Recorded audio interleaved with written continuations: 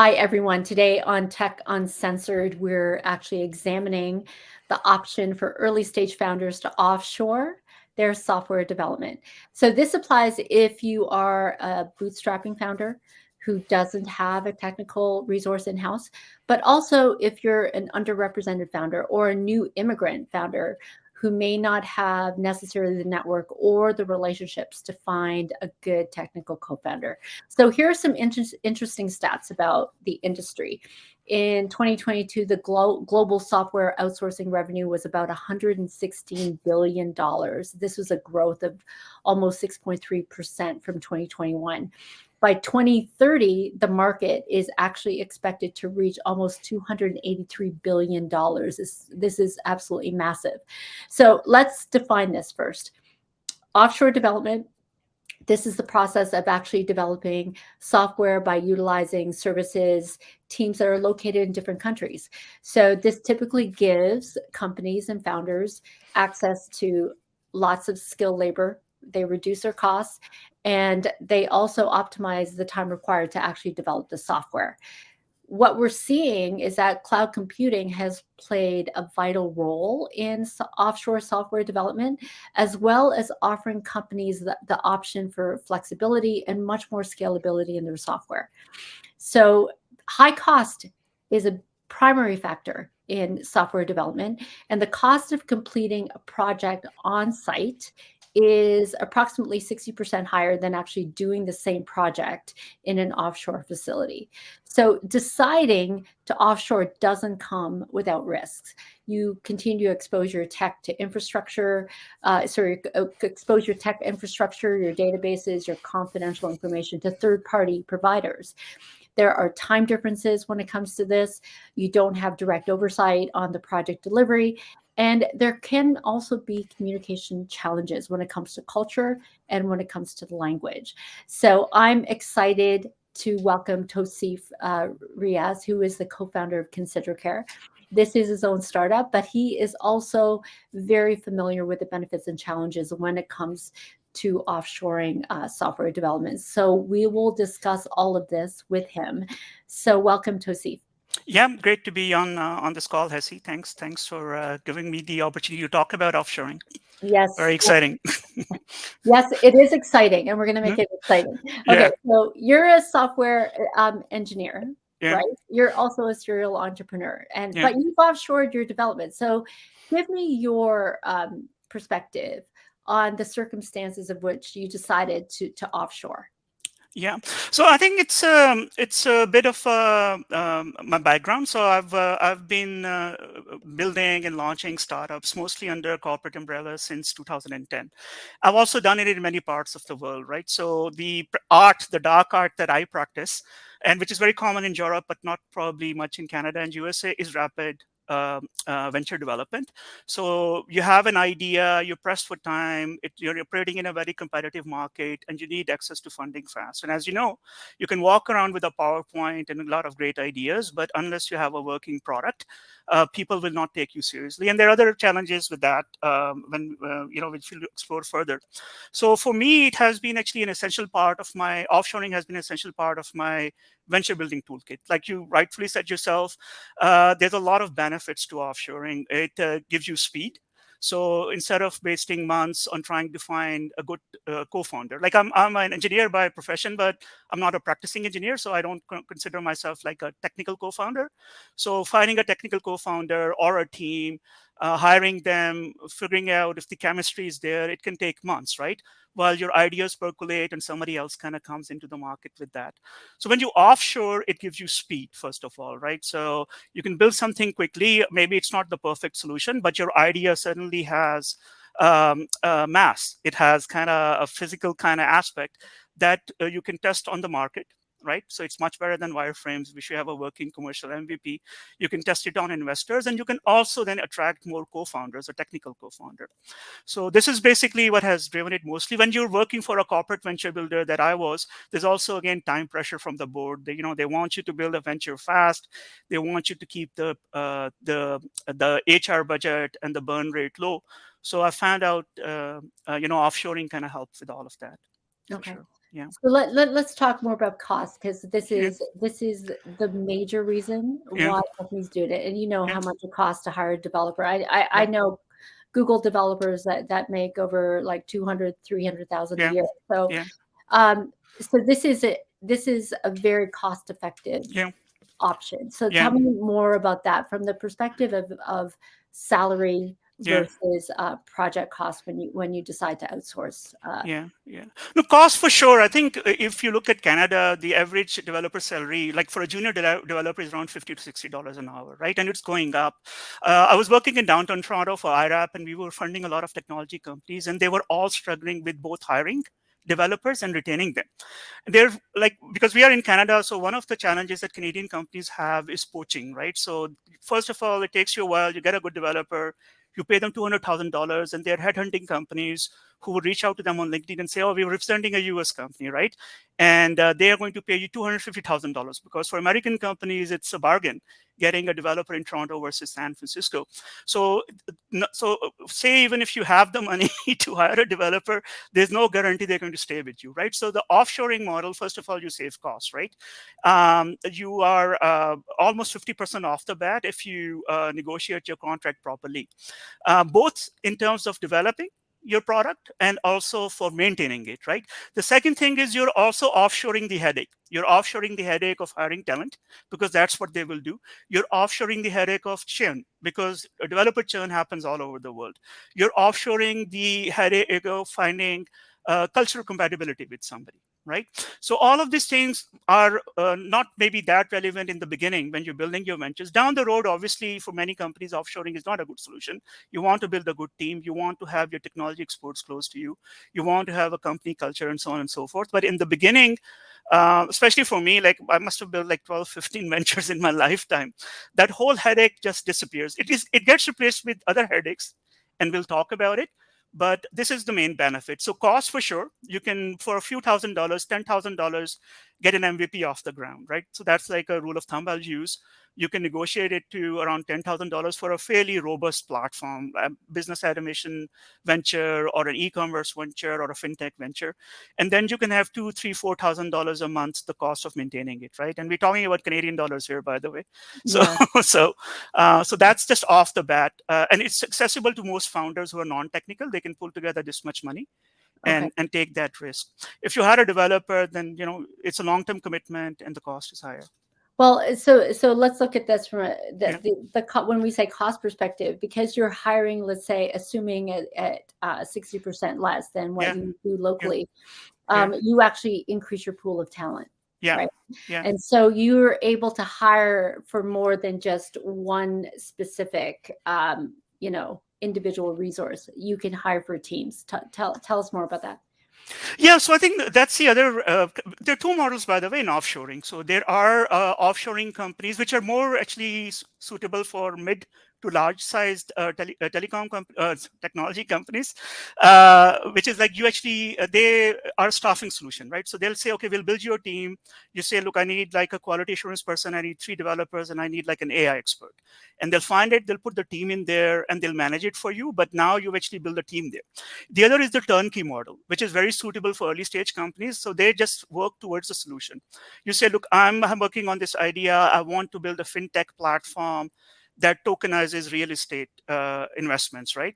And you go to them and they say, fine, like, don't worry about it. Like, of course, you need to figure out that they're assigning the right resources to you, but they'll assign a team that can almost be a black box to you. So you deal with 1 or 2 people who take all the requirements from you. They negotiate, they communicate with you the progress of the project, if the issues they're facing and all of that. But behind them, they'll build a team. And that's one reason why the cost is so low, because they can even be sharing resources in the back end, right? So a Mhm. UX UI developer might be working in an offshore studio on 3 projects. So you save the cost because it's not a full-time hire for you. You're only paying for 30% of them. Okay. So yeah, in the beginning, I think some companies do prefer. We've noticed like after seed stage, they'll probably want to have their own team in place, and that option is always available with most offshore studios. But in the beginning, it's almost like a black box, like I mentioned. You give them your requirements, they come back with timelines and the cost, and then you just need to stay on top of it, which we will talk about a bit also Yeah. later. Okay. Yeah, So we'll get into the risks after, but I think just to kind of create I guess the atmosphere for what kind of risk we're talking about. Yeah, Give me an experience that yeah, you've encountered. I wouldn't actually call it a horror story, but maybe a negative experience that yeah, you've had yeah. within this space that we could kind of reference. Yeah, yeah. No, I think the just to kind of set some context for that also, like offshoring is not a panacea, right? So it's suitable for certain people, and certain stages, right? So it's not a solution, and like anything else, when you're offshoring, you have to manage it properly. And I've learned it the hard way, right? So, like I said, I've been doing it since like late 2009, and most of the mistakes I made were in the early days because I just thought you give somebody a requirement and they'll come back and build the product for you. So one of the earliest bigger mistakes, which were also affected my career a bit, was when I was in Indonesia. I was the chief digital officer of a large telecom player there, and we decided to build a food commerce platform. Right, so we went to our board and they gave us, and we pitched to them, okay, we can get it up and running in 3 months. My own team was quite small at that time, so we did not have in-house resources who can build it. So we said, fine, we'll just go with like a large, well-established offshoring hub in another country, which we actually had some previous relationships with. And it turned out to be a disaster because it was a big company. They were used to doing big enterprise type projects. We were trying to build a startup. So they gave us an over engineered solution, which kind of ran off its budget and was not really useful, right? Because they didn't even go through like a proper startup agile cycle to build it. So one of the and I think like if there was a lesson I learned was like, you need to match your offshoring studio to your company size also, right? If you're offshoring to a large studio, then basically you are too small for them. You won't get, especially if you're a new first time founder, you're not really familiar with technology, you need a bit of hand holding. You're not looking for developers, you're looking for also almost like a co-founder. So boutique and smaller offshore studios, which I learned later, we then kind of re-offshore to Singapore to a small company, 5, 6 people, and they almost became our co-founder, right? So it was almost like we were paying them for software development, but they were also giving us guidance based on their experience. So that's, I think, like the horror story is like, there are many things you need to look at when you're offshoring, but size matters also. If you're a big startup, go for a big offshore studio. If you're a small startup, you probably want to go with a small offshore studio because Okay. they're eager to get your business and they know they'll grow with you, so they'll throw in more value for you also. Okay. Yeah, So let's go more into like the roles, like yeah, from a Canadian perspective. Like there a lot of I guess from a politics perspective, you'd want to hire locally. yeah, That's the whole thing. That's the American premise, right? yeah, Keep the yeah, jobs in America. yeah, Same thing with Canada. yeah, But you argue that this is not necessarily a long-term thing, yeah, that this is the difference between what you term a yeah, commodity task versus high value tasks. Let's go yeah, deeper into yeah. that. Yeah, yeah. So I think like so offshoring ultimately, if you're successful, leads to onshoring, right? Offshoring is not like a little niche thing that only small startups do, right? Like many large companies, when they were startups, they went with offshoring. So Alibaba, like the Chinese giant, like they were in China where you can offshore software development. They offshore to Russia, right? Skype offshored. Basecamp, and they were a small startup, they offshored. GitHub offshored to an Eastern European company, right? So, and if you look at them, how many jobs have they created in the USA? Like thousands afterwards, right? So, a little bit of offshoring in the beginning just to get Mhm. the ball rolling. And then when they got the investment, it got onshored, right? So, that's one thing that from a political perspective, the most important thing is to get the ball rolling, right? It's not about job creation in the beginning. It's about getting a product out there and getting, because, as Mike Tyson says, like everybody's got a plan till they get hit in the face, right? When the product leaves the your kind of head and turns into like a portal or a website or an app, it's probably going to fail. So you want to minimize your costs first iteration. That's why you should offshoring, right? But ultimately it will create onshoring. The other thing is how you offshore. So generally it just makes sense to offshore low value stuff, right? UX UI design, website design. Coding is actually a commodity thing, right? You're not building skills in Canada if you're teaching people to code. But as your company grows, and if you need like more value adding people like AI experts, machine learning experts, blockchain experts, that's where you hire locally, right?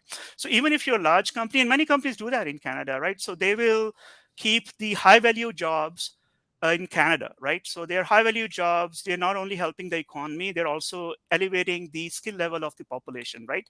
And they will offshore commodity jobs to other countries, right? So is it whether it's web development and web maintenance, things like that. There are other things, like if you're doing a pivot, you want to do like a test, you can offshore it without distracting your core team, right? That's not, if you want to do a technology stack migration, it's like a very difficult thing.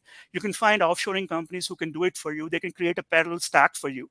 Like let's say you're on Code Igniter, you want to move to Laravel 9. They'll do the Laravel 9 stuff for you while you keep running your old stack business. So all of these things like justify offshoring, and it ultimately it will benefit the economy, right? It will create, if you're successful, more onshore jobs. Obviously, you're generating your revenue in Canada, you're paying taxes in Canada, all those benefits kick in. But I even myself, like, because you also own an offshore studio, full disclosure, I would always argue with startups who are offshoring to us, like, keep your high value jobs with you. Don't expect us to find machine learning and AI experts. You need to keep them close to you. That's your intellectual property. That's the skill that your country is probably better at. Like Canada is really good at AI, machine learning, mechatronic, robotics experts. So you don't need to offshore that. And Okay. even if you offshore that, A, you won't find good resources.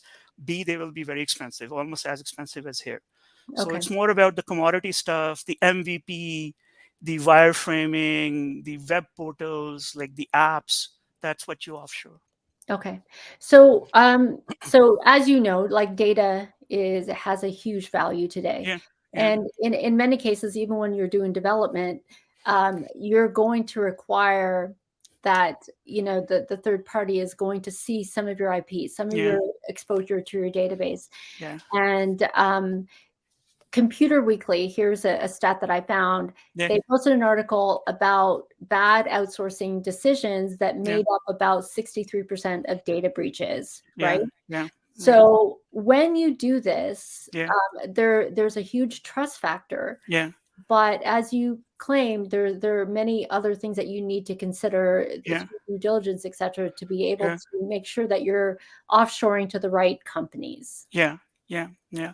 So So talk I think so that's a real risk, right? That's a real risk here also in Canada, and but it's a bigger risk when you offshore to other countries, that your contractors, your developers can walk away with your intellectual property, right? It happened to Tesla, Elon Musk in the beginning, right? So that's a real risk. What the important thing is, and then it all comes down to due diligence, and this is where you say, like, offshoring is not, like I said, a panacea, right? You need to think that through. You need to have the right approach to it.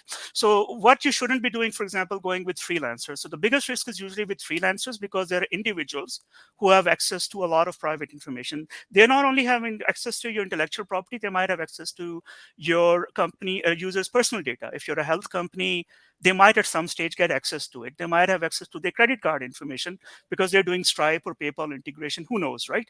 So the trick is to find a reputable company, right? So it has to be a corporation.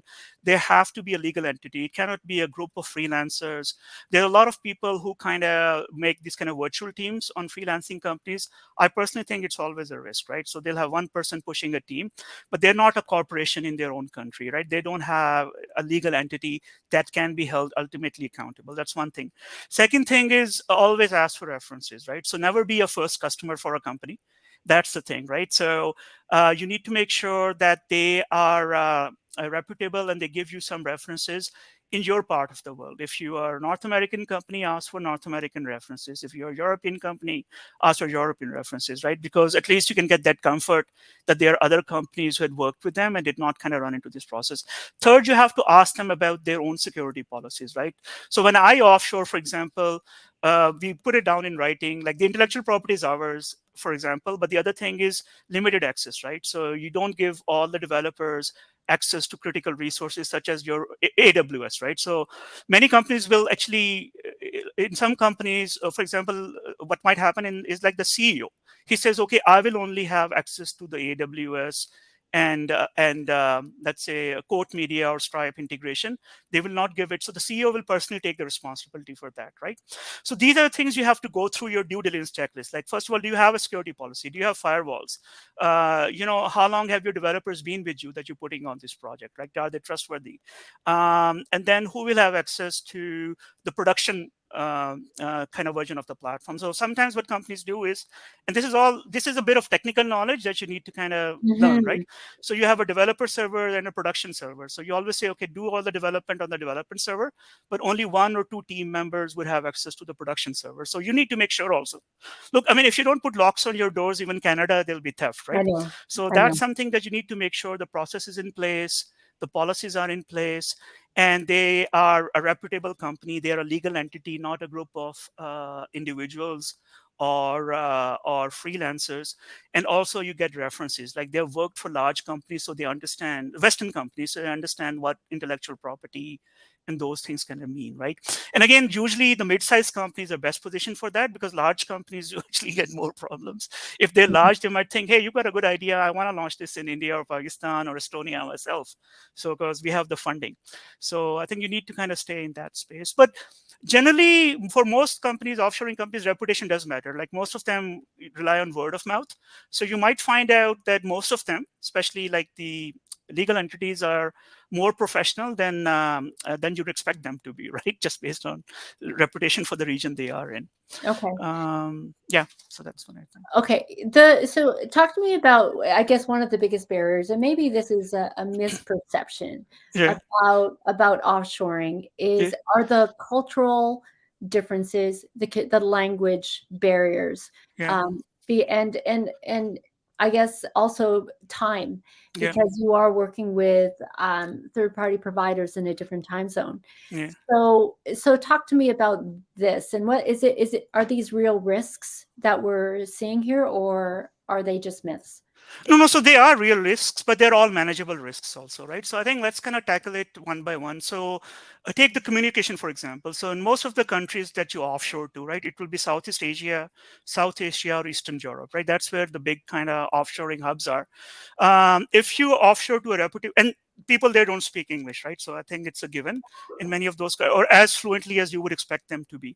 So what the offshoring companies should do, and you should make sure that they're doing, is they'll give you a liaison who is fluent in your language. If you are from like French part of the world, they'll have a French liaison. If you're from Middle East, they'll give you an Arabic speaking liaison. If you're from the Americas, from Western Europe, they'll give you an American English speaking liaison. So they become a buffer between you and the team there. And they become two types of buffers, right? Language buffers, but also cultural buffers. Because yes, it's very difficult. Like the cultural differences can be very different. They might have holidays on a different day, right? So this morning, like our own team, they're saying they're off on Monday because of May Day. Like we're not celebrating May Day, and we're saying in a panic, like, okay, you don't have developers there on May Day, but we need to do some work, right?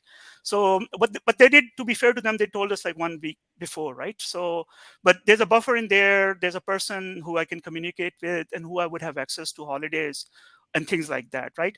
So that's the company's responsibility. You just want to make sure they're not putting you directly in charge of the developers, right? There'll be a liaison. That liaison will become a buffer, both for the language and for the cultural things, right? Because miscommunication is also an issue, and how you approach people. In some countries, you need to be more authoritative. You cannot be nice and friendly. You cannot use first names. So all of those things that person will take care of, right? The third thing rather that you talked about was the time difference, right? And there, most companies will actually match their development cycle to meet yours. So that's usually not an issue. If they have, let's say, a company has a lot of clients in North America, they'll work at night. So there, they'll kind of adapt their cycle to yours, or they'll make sure at least there's a 4 to 6 hour lap. And it is important, again, as an offshore, you have to ask for it because you need to stay on top of what's going on there, as is here, right? Good managers are detail oriented and they stay on top of what's going on. You cannot just delegate everything to them. It will surely get off the track, right? So Hmm. you have to make sure you have daily calls, ideally, or at least 3 times a week with them, just like your stand-ups. Where are you with the project? What are you going to do next week? What happened last week? Give me something that you built so I can start testing it, right? So that will, and for that, obviously, time differences become important, but that's their job. You have to tell them, look, best time for me to talk to you is, or my team to talk to you is in the morning. They'll change their cycle. They'll put their developers on that shift. So if I was to say, the most important one is usually the language one, Hmm. and that's the biggest risk. And for that, definitely you need to make sure they have an English speaking liaison. But the cultural ones and the time ones, like, this is a mature Wonderful. industry. You go with a company that has been around for 5, 10 years, they can Mhm. handle it. Like if it's a Okay. new startup offshore company, then you're taking a big risk, right? So Okay.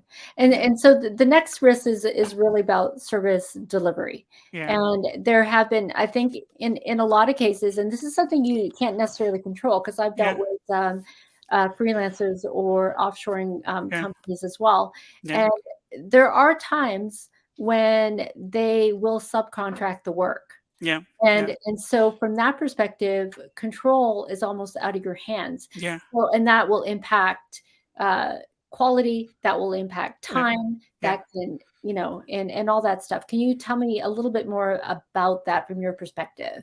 Yeah, so QA, quality assurance, if you were to ask me, like, what has been the thing that has constantly pained me, even with my own developers that I hired offshore and managed directly, is QA, right? So quality is something, it doesn't necessarily mean that they are bad developers or they don't have the technical skills. It's usually, again, a communication barrier, right?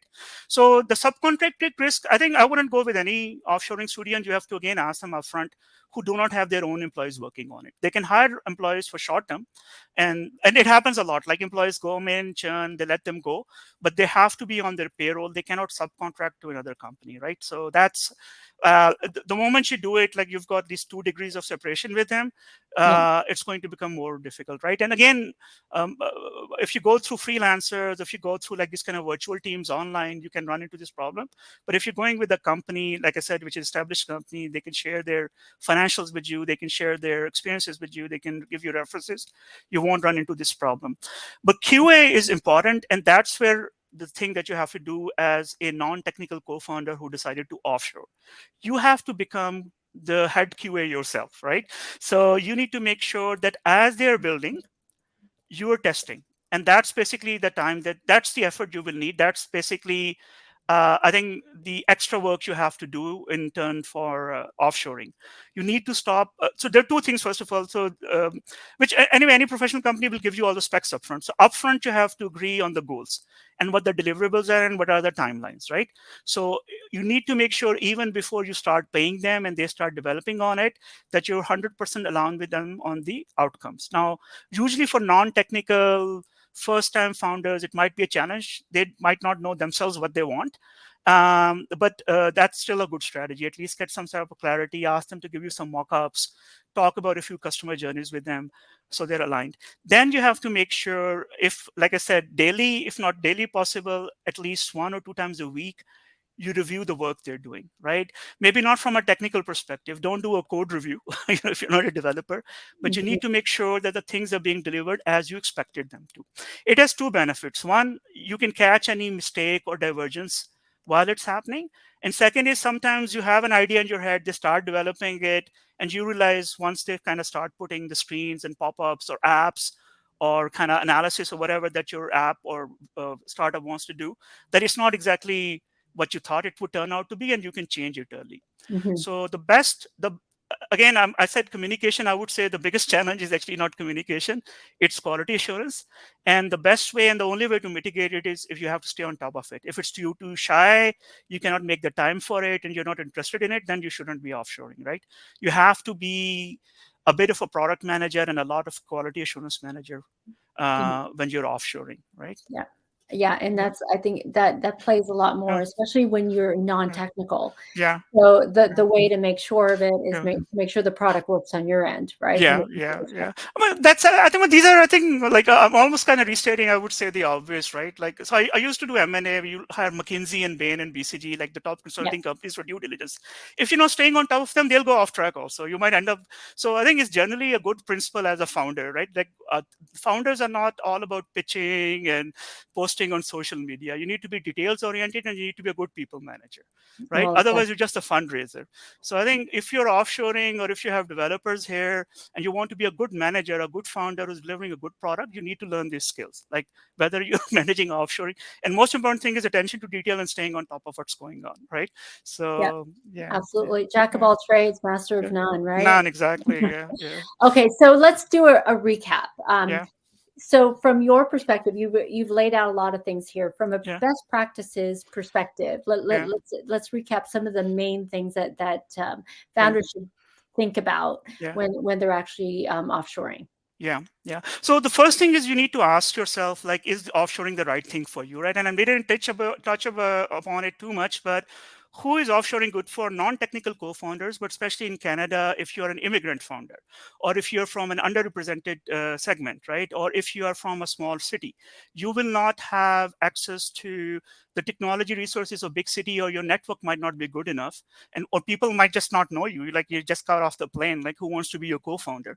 So for them, offshoring can be an ideal thing, right? Or if you have a simple idea, or if you're pressed for time, right, and you have some funding, so it will still cost a few $1,000s. So that's, I think that's basically, you're in that sweet spot if you hit those tick boxes.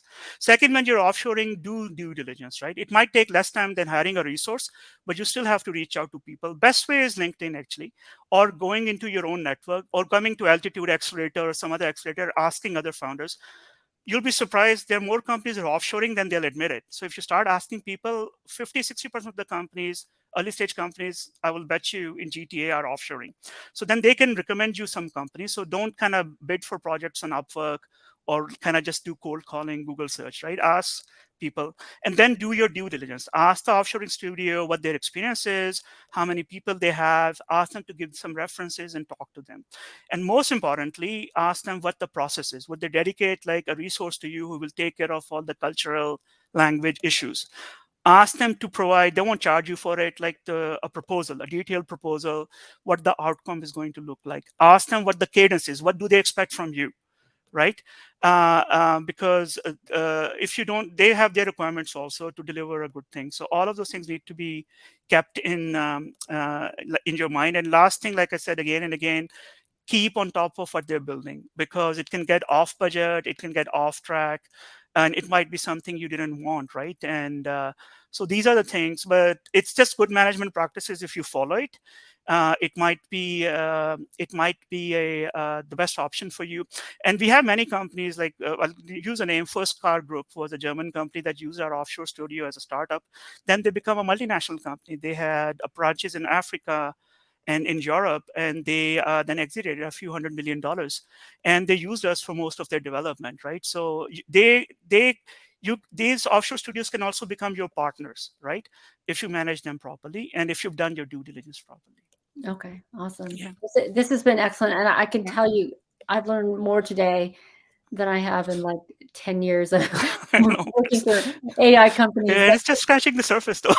Oh, it is, but I've never been in a position where we've Yeah, offshored yeah, in this way. So yeah. thank you so much, No, it was good to be, Tosif. and thanks for No asking me all problem. those great questions. No problem. So Tosif has actually volunteered to share some of your best practices in a toolkit. So we'll publish that Yeah, I'll share that. in the next week or so. But thank Yeah, you for joining us. yeah, you're If welcome. you, our audience, have any ideas that you want us to cover on Tech Uncensored, please email us at communications@altitudeaccelerator.ca. We are also on podcasts, so you can find Tech Uncensored wherever you get your podcast. So thank you again, Tosif. Yeah, you're welcome. And for everyone else, until next time, have fun and stay safe.